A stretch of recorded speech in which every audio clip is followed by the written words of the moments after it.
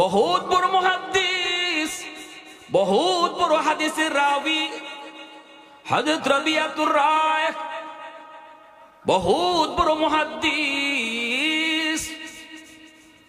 মা জন্মের পর থেকে তিনি কোরআনী চিন্তাধারা, ইসলামী শরীয়তের দ্বারা মোতাবেক তারে বড় করলেন। যখনই মাদ্রাসায় ভর্তি হওয়ার বয়স হলো, মনে রাখবেন শিশুকালটাতেই বাপ মার কাছে সন্তান বেশি টাইম পায়, মায়ের কাছে বেশি টাইম পায়, বাবার চেয়েও মাকে সন্তান বেশি টাইম পায়। এজন্য মার আমলটাই সন্তানের উপরে বেশি পড়ে। মা যদি নেককার হয়, সন্তান আশা করা যায় নেককার হবে। মা যদি বেপরদায় চলে, সন্তান বেপরদায় চলে। মা যদি কোরআন তেলাওয়াত বেশি বেশি করে, সন্তান হাফেজে কোরআন হয়। কারণ মাকে সন্তান বেশি টাইম পায়। গর্ভে যতদিন ছিল তাও মায়ের সাথে, দুধ পান করেছে তাও মায়ের সাথে। এরপরে একটু বড় হলো, বাবার থাকে বাহিরে বাহিরে, মাকে ঘরের ভিতরে সন্তান বেশি টাইম পায়। এজন্য সন্তানের ব্যাপারে আল্লাহ পাক বাবার চেয়ে মাকে আল্লাহ বেশি প্রশ্ন করবে। আল মারআতু রাইয়াতুন আলা বাইতি যাওজিহা ওয়া ওয়ালাদিহি আও কামা ক্বালা নবী আলাইহিস সালাম। নবী বলেন, একজন মাকে আল্লাহ পাক রব্বুল আলামিন এই ঘরের স্বামীর সম্পদের ব্যাপারে আল্লাহ জিজ্ঞেস করবে, আর জিজ্ঞেস করবে সন্তানের ব্যাপারে। সন্তানের ব্যাপারে মাকে আল্লাহ বেশি জিজ্ঞেস করবে। এজন্য আমার এলাকার মা বোনেরা খেয়াল করে শোনো, মা সন্তান পেটে নিয়া মা যদি বেশি বেশি টক খায়, সন্তান টক প্রিয় হয়। সন্তান পেটে নিয়া মা যদি বেশি বেশি মিষ্টি খায়, সন্তান মিষ্টি প্রিয় হয়।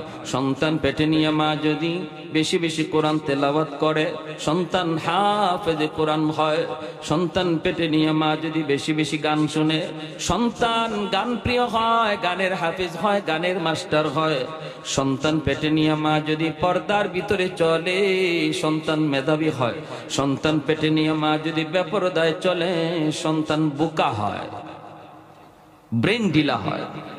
এটা হাকি অভিজ্ঞদের অভিজ্ঞতার আলোকে, এটা হাদিস না, এটা হয় অভিজ্ঞতার আলোকে বলছে। এজন্যই রবিয়াতুর রায়ের মা কেমন মা, কেমন মা, সন্তানকে কিভাবে লালন পালন করতেছেন। মসজিদ মাদ্রাসা, মদিনার মাদ্রাসার নাম মসজিদে নববী। মসজিদে নববীর সামনে নিয়ে হাজির, উস্তাদদের কাছে দিয়া বলেন, উস্তাদজি আমার সন্তানকে আপনি দিন শেখান। এই বলে মা চলে আসলেন। অল্প দিনের ভিতরেই রবিয়া তার জেহেন, জাকাত, মেধা শক্তি উস্তাদদের কাছে পরিচিত হয়ে গেল, ধরা পড়ে গেল। অসম্ভব অসাধারণ মেধা, যা পড়েন সাথে সাথে মুখস্থ হয়ে যায়। কেমন মেধা, কেমন মেধা, কারণ মা পেটে লইয়া পর্দার ভিতরে চলছেন, বেপর্দায় কোনোদিন বের হন নাই। 16 ডিসেম্বরে আমি বের হয়েছি, নারী পুরুষ রাস্তায় নামছে। তা তো নামছে নামছে, হঠাৎ নজর পড়ে গেল একজন মহিলা, সেও রাস্তায় নেমে পড়েছে। মহিলাটার অবস্থা দেখে আমি বুঝলাম সন্তান প্রসবের টাইম খুব কাছাকাছি। আহা, এত কষ্ট লাগছে। এই অবস্থায় মহিলাটা কেমন করে বেপরদায় বের হলো, পরপুরুষের সাথে আবার সেলফি তুলতেছে, মোবাইলে ছবি তুলতেছে। বডিটার দিকে তাকাইলে ডর লাগে, ভয় লাগে, ভয় লাগে। কেমন করে হলো এই মহিলার গর্ভ থেকে সন্তান? কেমন করে আব্দুল কাদের জিলানী বের হবে? কেমন করে আহমদ শফি বের হবে? কালা জাহাঙ্গীর আর বিকাশ ছাড়া আর কিছু না, ঠিক কিনা? এজন্য মনে রাখবা, পাত্রের আসর সন্তানের উপরে পড়ে, পাত্রের আসর বস্তুর উপরে পড়ে। একদিন ময়মনসিং গেলাম, চা খাইতেছি, চা জাল লাগে। চা কি লাগে? চা কি কোনোদিন জাল লাগবার বস্তু? আমরা ডায়াবেটিস রোগী হয় মিঠা লাগবে না, নাইলে মিঠা লাগবে, জাল কেন লাগবে? আমি মনে মনে ভাবতেছি, আল্লাহ কোন এলাকা আসলাম, এরা মনে হয় চার মধ্যে চিনি না দিয়ে মরিচের গুঁড়া দেয়। তো আমি বললাম যে ভাই কি খবর, চা জাল লাগে কেন, মরিচের গুঁড়া দিলেন নাকি? না হুজুর, চা তো আবার মরিচের গুঁড়া দেয়নি। আমি খাইয়া দেখেন, ওরাও খাইছে, দেখে জাল লাগে। ঘটনা কি? পরে তালাশ করে দেখে তরকারির পাতিল চা জাল দিছে। কোন পাতিল? তরকারির পাতিলে চা জাল দেওয়ার কারণে তরকারির জালটা, পাতিলের বৈশিষ্ট্যটা চার মধ্যে পড়ছেনি না পড়ছে না? তাহলে বোঝা গেল পাত্রের আসর বস্তুর উপরে পড়ে। মা একটা পাত্র, অবশ্যই এর আসর সন্তানের উপরে পড়বে। গোড়ায় গন্ডগোল লেগে গেছে, এজন্যই তো আজকে আজ এত অশান্তি, এত অশান্তি। মা সন্তান মার কথা শুনে না, বাবার কথা শুনে না, গোড়ায় গন্ডগোল, গোড়ায় গন্ডগোল। আহা, কত পানি ভরা, কত তাবিজ পরা আমরা দিতেছি, লাভ নাই, লাভ হয়? এখন হুজুরদের উল্টা দোষ, এখন হুজুর রই বালা না। কেন? পানি ভরায় কাম হয় না, তাবিজ পরায় কাম হয় না। আমি বলি না না, হুজুররা তাবিজ পরা পানি পরা যা দেয়, এটা আগের হুজুররা যেভাবে পইরা ফু দিত, এই ফুই দেয়। গন্ডগোলটা হুজুরের না, গন্ডগোলটা গরম।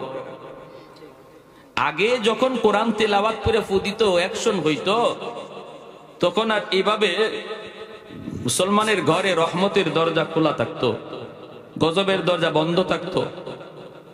কোরআন তেলাওয়াত প্রতিদিন হতো, সকাল সন্ধ্যা, ফজরের পরে হাঁটলে তেলাওয়াতের শব্দ শোনা যেত। আর এখন মুসলমানের ঘরে মাসকে মাস চলে যায়, কোরআন তেলাওয়াত নাই। প্রতিদিন টেলিভিশন অন হয়, কিন্তু আল্লাহর কোরআন খোলা হয় না। প্রতিদিন টাইম মতো টেলিভিশন অন করা হয়, খোলা হয়, কিন্তু কোরআন বন্ধ করে যে রাখা হয়েছে, রাখাই আছে। যে জন্য গজবের দরজা সবের খোলা, রহমতের দরজা বন্ধ। আর আল্লাহর কোরআন পড়ে হুজুররা ফু দেয়, এই ফু গজবের দরজা দিয়ে ঢুকে না, কারণ কোরআন রহমতের দরজা দিয়ে ঢুকতে চায়, ঠিক না? নাহলে কোরআনে আসর আছে, আসেনি না? নাই। আমাদের সিলেটের নুরুদ্দিন ঘরপুরি রহমতুল্লাহ আলাইহি বহুত বড় আল্লাহর একজন বুজুর্গ ছিলেন, দুনিয়াতে এখন নাই। আল্লাহ তার কবরকে জান্নাতের উঁচু মাকাম বানিয়ে দিন। হুজুর এত বড় বুজুর্গ ছিলেন, ইনি ফু দিতেন শনি মঙ্গলবারে। আর ফু নেওয়ার জন্য, পানি ফোরা নেওয়ার জন্য মানুষের বোতলে পানি নিয়ে হাজার হাজার মানুষ জমা হইতো। হুজুর এত ব্যস্ত, ইনি প্রত্যেককে ফু দিবেন কেমন করে, এজন্য মাদ্রাসার সামনে বিরাট এক পুকুর আছিল, এই পুকুরে ফু দিয়ে চলে যেতেন। আর পুকুরে ফু দিয়া যাইতেন আর বলতেন, তোমরা পুকুর থেকে পানি নাও। সবাই পুকুর থেকে পানি উঠায় নিত, কাম হয়ে যেত। তাহলে আল্লাহর কালামের আসর আসেনি না? নাই। এক লোক লন্ডন থেকে আসছে, হুজুরে খুব বেশি ভক্ত। আইসা বলে, হুজুর আমি খুব কষ্ট করে আইলাম, হুজুর আমার পানি দেওয়া লাগবো খাস ভাবে। হুজুরকে খাস ভাবে মানে কয়, হুজুর আমি এই পুকুরের পানি নিতাম না। হুজুর কেন নিবা না? আমার কি নয়, কিন্তু ইতমিনানে কলব না, অন্তরে প্রশান্তি জাগে না। এই আপনি পুকুরের এই কোনার মধ্যে ফু দিচ্ছেন, এই ফু ওই কোনা যায় কেমন? এত বড় পুকুর দিলেন আপনি, এই কোনায় ফু, এই ফু ওই পারে যায় কেমনে? তো হুজুর বলে, তো এখন কি করা লাগবে? কয়, হুজুর আমার এই যে জগ আছে, কাচের জগ, এই জগের মধ্যে আপনি একটা আলাদাভাবে আমার ফু দিয়ে দেন। হুজুর বলতেছে, তো ঠিক আছে, তোমার ইয়াকিন হবে, এখন জগটা ভালো করে ধরো, জগটা ভালো করে ধরো। হুজুর ধরছি তো। হুজুর ওইছে না, আরো ভালো করে ধরো, দুই হাতে ধরো। আমাদের উস্তাদগণ পাশে ছিলেন, যারা দেখছেন তারা বলছেন। তো আল্লাহর ওলি আইসা ফু দিছেন, ফু দেখছেন, ধরছো? বলে জি ধরছি। হুজুর কথা ফু দেই, যেই মাত্র খালি ফুটা দিছেন, দেওয়ার সাথে সাথে এই কাচের জগ টাস টাস করে ভেঙ্গে চৌচির পানি মাটিতে পড়ে গেছে। আল্লাহর কালামের আসর নাই। ফখরে বাঙ্গাল রহমতুল্লাহি আলাইহি নাস্তিক পায়া গেছে, কয় মিয়া হুজুর রেলগাড়িতে মানুষ, সাধারণ মানুষ আর কত ধোঁকা দিবেন? হুজুর বলে, কি ধোঁকা দিলাম? কই যে মানুষ আয়, হুজুর একটা ফু দেন, ফু দেন। আপনি একটা বাতাস দিয়া দিলেন, এই বাতাসে কি হয়? মানুষে আর কত ধোঁকা দিবেন? হুজুর বলতেছে, বাতাসে কি হয় বুঝো না? না, বাতাসে আবার কি হয়? এই যে আমি ফু দিলাম, কি সে? হুজুর বলে, তুমি বুঝবা কেমনি? তোমার তো বাপের ঠিক নাই, জন্মের ঠিক নাই, তুমি জারজ, তুমি অবৈধ। গালিটা নরমাল হয়েছে না কঠিন হয়েছে? কঠিন না? হ্যাঁ, সাথে সাথে চেহারা লাল হয়ে বডি ফুলে গেছে। এখন তো হাত পা গোটা ধরে লিব হুজুরে, মানুষজন জমা হয়ে গেছে, বেটা রাগ কিছে, হুজুরের সাথে লাগছে। হুজুরের সাথে লাগবো না মানে? হুজুর আমার কি কইছে শোনো। হুজুর কি কইছেন? হুজুর আমি কইছি হেরে অবৈধ সন্তান। হুজুর একটু বেশি হয়ে গেছে। হুজুর আমি তো তারে বেশি ওয়ার নিয়ে তো কই নাই, আমি তারে জবাব দিছি। জবাব কি জবাব? হ্যাঁ বলতেছে বাতাসে বলে কিছু হয় না, বাতাসে যে কিছু হয় এটা বোঝানোর জন্য আমি একটা বাতাস ছাড়ছি। কি ছাড়ছি? একটা বাতাস ছাড়ছি, তাও এটা গালির নাপাক বাতাস। আর এই নাপাক বাতাসে দেখো তার চেহারা লাল হয়ে গেছে, তার বডি ফুলে গেছে, অথচ আমি হাত তুললাম না, মারলামও না। একটা বাতাসে যে যদি তার চেহারা লাল বানায় দেয়, বডি ফুলায় দেয়, আল্লাহর কালাম পয়রা ফু দিলে, বাতাস দিলে যে 100 নয়, এটা বুঝাইছি। বুঝাইছে? এজন্য হুজুরদের দোষ দিয়া লাভ নাই, হুজুরদের দোষ দিয়া লাভ নাই। ঘর নষ্ট হয়ে গেছে, সব মুসলমানের রহমতের দরজা বন্ধ। যুবক দরজা খুলো, তাড়াতাড়ি দরজা খুলো। টেলিভিশন যেভাবে চালাও এটা বন্ধ করো, কোরআনকে এইভাবে প্রতিদিন খুলো, দেখবা আল্লাহর রহমতের দরজা খুলে যাবে, রহমতের দরজা খুলে যাবে।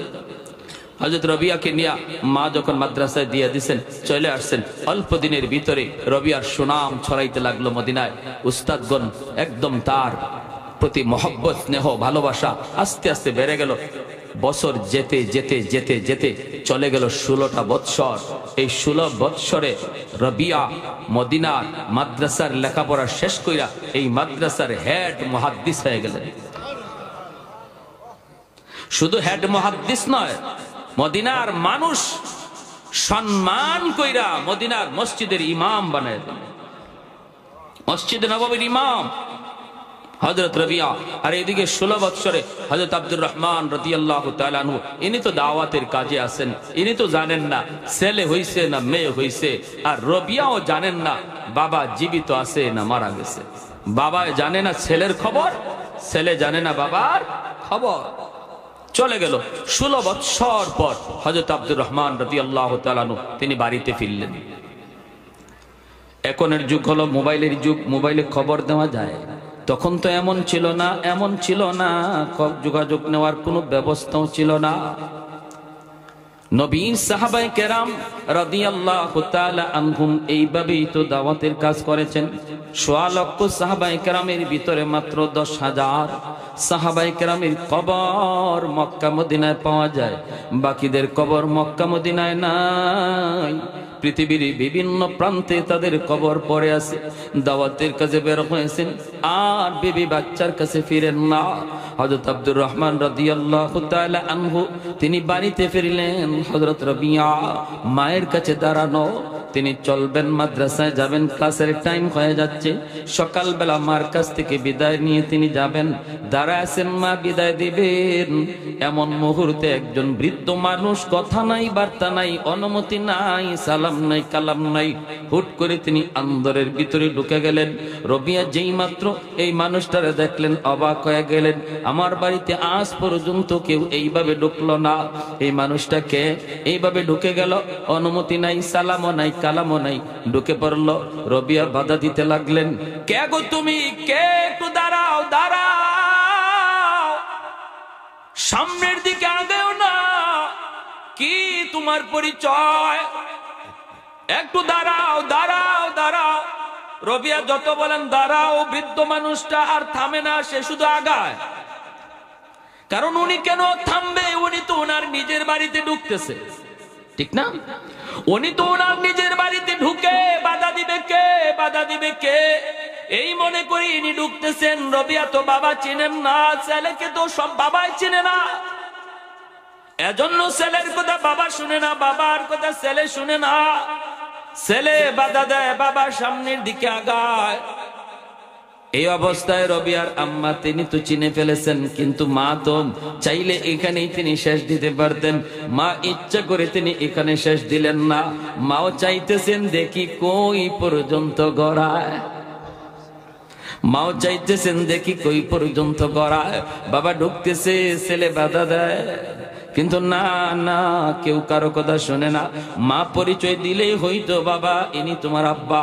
কিন্তু মা বলতেছে, বাবা রবিয়া, ইনি বৃদ্ধ মানুষ ঢুকেই যখন পড়েছে, বাধা দিও না, তোমার ক্লাসের টাইম হয়ে গেছে, তুমি পড়াইতে চলে যাও। মাঝখানে এক সিদ্ধান্ত, কোন পরিচয় নাই, বার্তা নেই।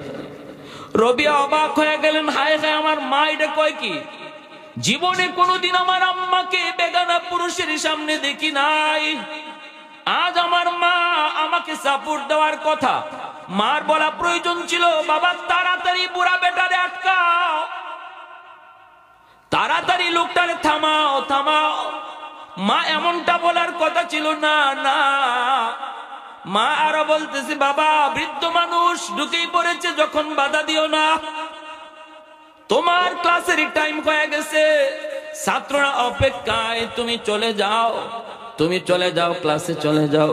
যেই মাত্র মা নির্দেশ দিছে, বাবা তুমি চলে যাও, তিনি তো মা ভক্ত সন্তান, মার সাথে জীবনে কোনোদিন তর্ক করেন না, মার সিদ্ধান্তের উপরে সন্তান কোনোদিন নিজের সিদ্ধান্তকে বড় মনে করে না। যেই সন্তান বাপ মার কথাকেই সবচেয়ে বড় মনে করে, নিজের মতকে বড় মনে করে না, এই সন্তানের লেখাপড়া সহ গোটা জিন্দিগিতে বরকত বাড়ায় দেয় কে? আর একটু জোরে বলেন কে? বাপ মার কদর, বাপ মার কদর, বাপ মার সেবা যেই সন্তান করে, 1 নম্বর পুরস্কার আল্লাহ দুনিয়াতে তার হায়াতে বরকত বাড়ায় দেয়। বিপদ, নিশ্চিত বিপদ থেকে আল্লাহ তারে উদ্ধার করে যদি বাপ মার দোয়া থাকে।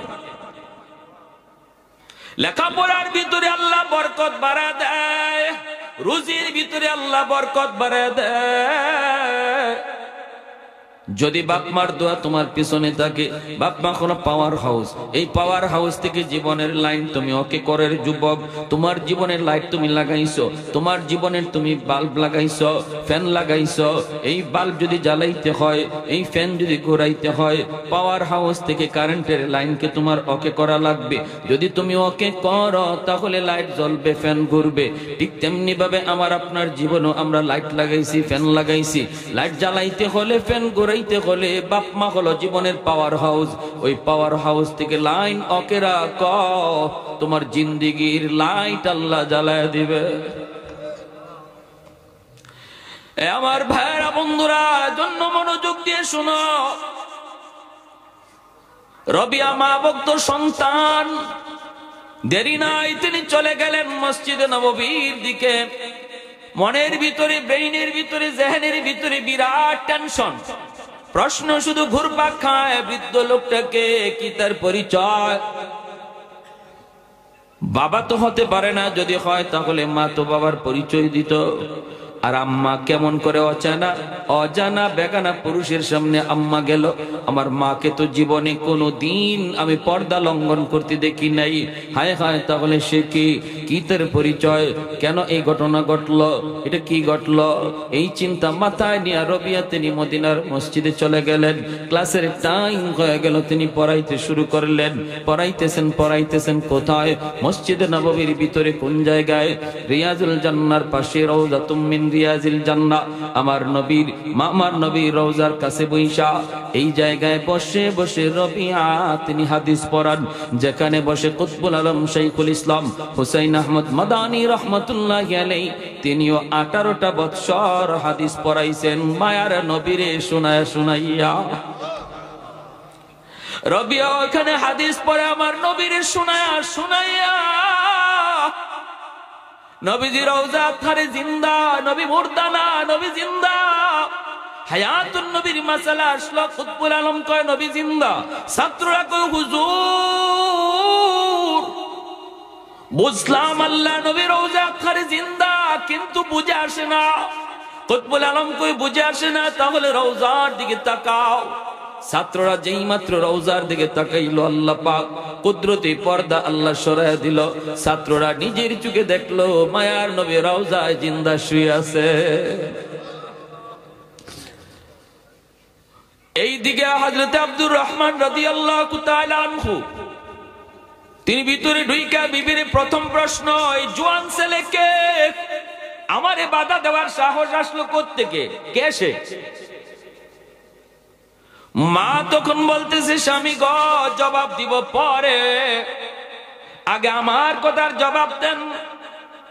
আপনি তিনটা সুন্নত কেন লঙ্ঘন করলেন? এক নাম্বার, নিজের বাড়িতে ঢুকতেও সালাম দিতে হয়, কেন আপনি সালাম দিলেন না? দুই নাম্বার হলো, লম্বা সফর করে যদি বাড়িতে আসতে হয়, নবীর সুন্নত সরাসরি ঘরে ঢোকা যায় না, বাড়িতে আসা যায় না, পাশের মসজিদে অবস্থান করতে হয়, মসজিদ থেকে বাড়িতে খবর দিতে হয়, এটা আমার নবীর সুন্নত। কেন আপনি এই সুন্নত লঙ্ঘন করলেন না? চিল্লা থেকে আসলে পরে সরাসরি ঘরে ঢুকতে দেওয়া হয় না, বলা হয় এলাকার মসজিদে যে অবস্থান করবা, এরপরে বাড়িতে যাবা, ঘরে খবর দিবা, বিবি সাহেব কোন পজিশনে আছে তুমি তো জানো না, খবর দিলে পরে সে সময়ের জন্য সাজগুজ করে বসা থাকবে, সে নিজের মতো করে প্রস্তুতি নিবে। আল্লাহ নবীর সুন্নাত কত সুন্দর। নিজের ঘরে ঢুকতেও তুমি কখনো আওয়াজ ছাড়া ঢুকবা না, বাপ মার ঘরে ঢুকতেও কখনো আওয়াজ ছাড়া ঢুকবা না, অনুমতি ছাড়া কারো রুমে ঢুকবা না, এটা হলো শরীয়তের বিধান। নিজের ঘরে ঢুকতে গেলেও সালাম দিতে হয়, অনুমতি নিতে হয়। এক নম্বরে বিবি বলতেছি, স্বামী গো কেন তুমি সালাম দিলা না? দুই নম্বর, কেন তুমি মসজিদে অবস্থান করলা না? তিন নম্বর হলো, এত লম্বা সফর করে আসলেন, যেই নবী রওজা জিয়ারত না কইরা রাতের বেলা ঘুম ধরতো না, এত লম্বা সফর করে আসলেন, আমার নবী রওজা শরীফকে আপনি জিয়ারত করবেন না? যান আগে তিনটা সুন্নত আদায় করে আসেন। এই বলা মাত্রই হযরত আব্দুর রহমান রাদিয়াল্লাহু তাআলা আনহু চলে আসলেন, সোজা কথা নাই, মসজিদে নববীর ভিতরে ঢুকলেন, নামাজ আদায় করলেন, নবী রওজার কাছে যায় নবীকে সালাম জানালেন, চোখের পানি দর দর করে পড়ে। 16 বৎসর পরে রবি তিনি এসেছেন, আল্লাহর নবী রওজার পাশে দাঁড়ায় চোখের পানি জড়ায় কান্দেন। হঠাৎ করে নজরটা পড়লো, তাকে দেখেন ওই যুবক, যেই যুবক কিছুক্ষণ আগে তার বিবির কাছে দাঁড়ানো ছিল, এই যুবক হাদিসের মসনদে বসে হাদিস পড়াইতেছে। চেহারাটা পূর্ণিমার চাঁদের চেয়ে সুন্দর, অসংখ্য অগণিত ছাত্র হাদিস পড়তেছে। এই দৃশ্যটা দেখা মাত্রই হযরত আব্দুর রহমান রাদিয়াল্লাহু তাআলা আনহু চোখ দিয়ে দর দর করে পানি ঝরতে লাগলো, ফুফায়া ফুফায়া কাঁদতে লাগলেন, আর আল্লাহর কাছে কান্দন, মালিক তুমি যদি আমাকে এমন একটা সন্তান তুমি আমাকে দিতা,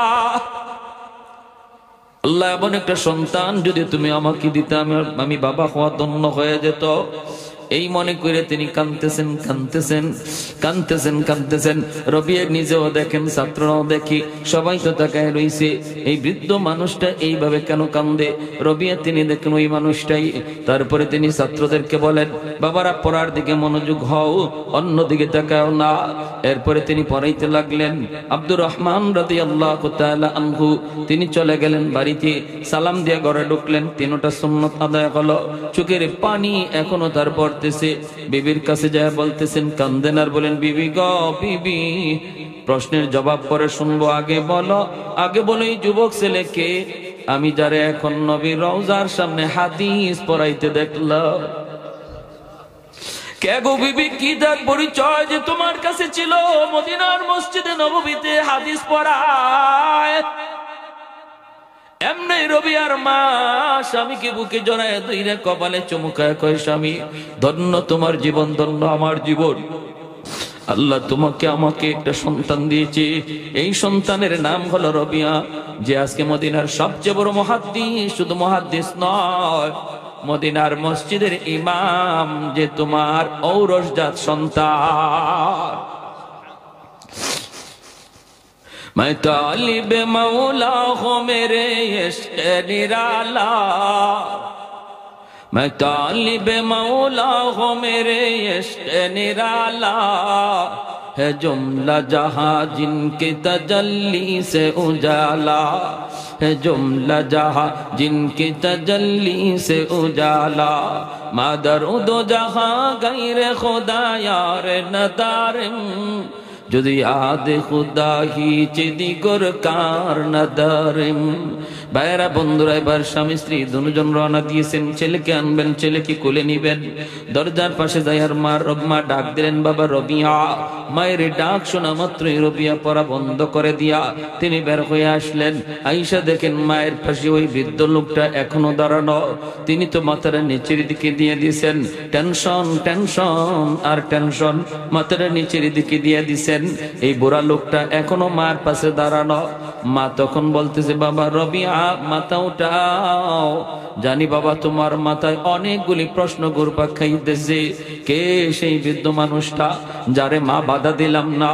বাবা শিশুকাল থেকেই শুধু আব্বু আব্বু কে আমার কাছে তুমি আবদার করতে, আব্বু আম্মা আমার আব্বুর চেহারা কেমন, আমার আব্বুর পোশাক কেমন, আব্বু কতটুকু লম্বা ছিল। কোনোদিন বাবা ডাক করো নাই, আব্বু বলে ডাকতে পারো নাই। মনে মনে ভাবছিলাম মনে হয় জীবনে আর বাপ বেটার দেখা হবে না, কিন্তু আজকে ভালো করে দেখে নাও বাবা রবিয়া, মায়ের পাশে যিনি দাঁড়ায় আছে ইনি বেগানা কোনো পুরুষ নয়, ইনি তোমার জন্মদাতা পিতা নবীর সাহাবী হযরত আব্দুর রহমান রাদিয়াল্লাহু তাআলা আনহু।